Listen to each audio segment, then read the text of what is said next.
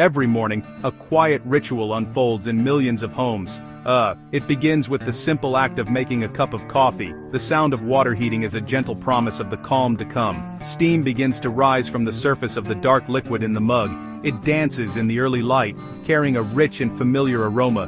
This moment is often a solitary one, a pocket of peace before the day truly begins. For so many, this is not merely a beverage, it is a signal to the mind and body that a new day has started.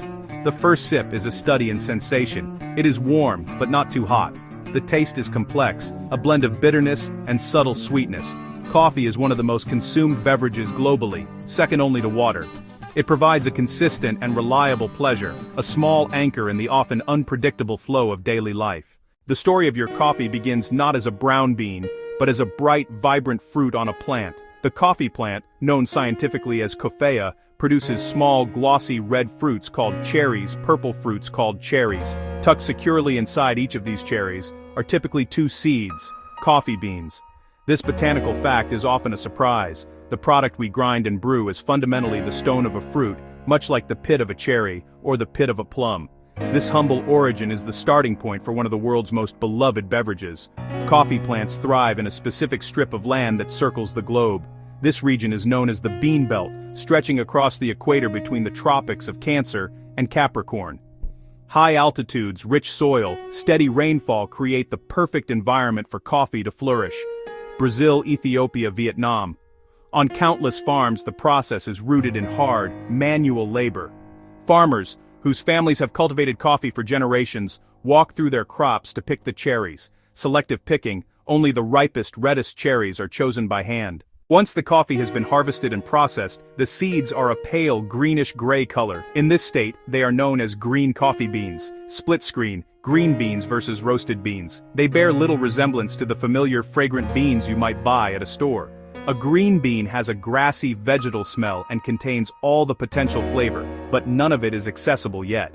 These raw seeds are stable and can be stored and shipped across the world. From the farms in the bean belt to roasteries in cities far and wide, they are a blank canvas awaiting an artist. The most magical change happens during roasting. This is where the green coffee beans are heated to high temperatures in a specialized machine, a coffee roaster. As the beans tumble in the hot drum, they begin to transform dramatically. Their color shifts from pale green to shades of yellow, to a cinnamon brown, and finally, to the rich, deep brown we associate with coffee.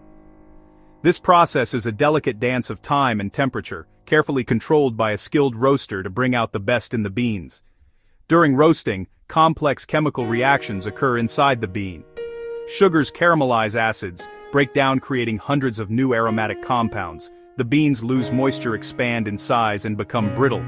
At a certain point, they emit an audible crack as water vapor and carbon dioxide escape, a key signal for the roaster. Brewing is the final crucial stage where the roasted bean's potential is unlocked. There are numerous ways to turn solid beans into liquid coffee, and each method creates a unique experience. An espresso machine uses high pressure to force hot water through finely ground coffee, producing a concentrated, intense shot. A French press involves steeping coarse grounds in hot water for several minutes before pressing a plunger to separate them. Another popular method is the pour-over, where water is dripped slowly and deliberately over a bed of grounds, allowing for precise control over the extraction.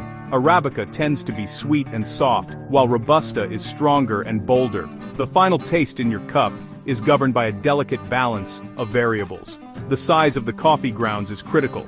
A fine grind, like powdered sugar, has more surface area and extracts quickly, while a coarse grind, like rough sand, needs more time.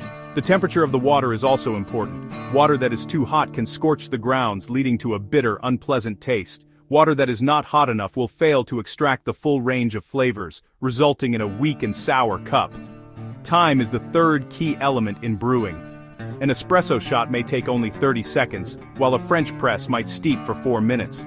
Finding the perfect combination of time, temperature, and grind size is the essence of good brewing. This is where science meets personal taste.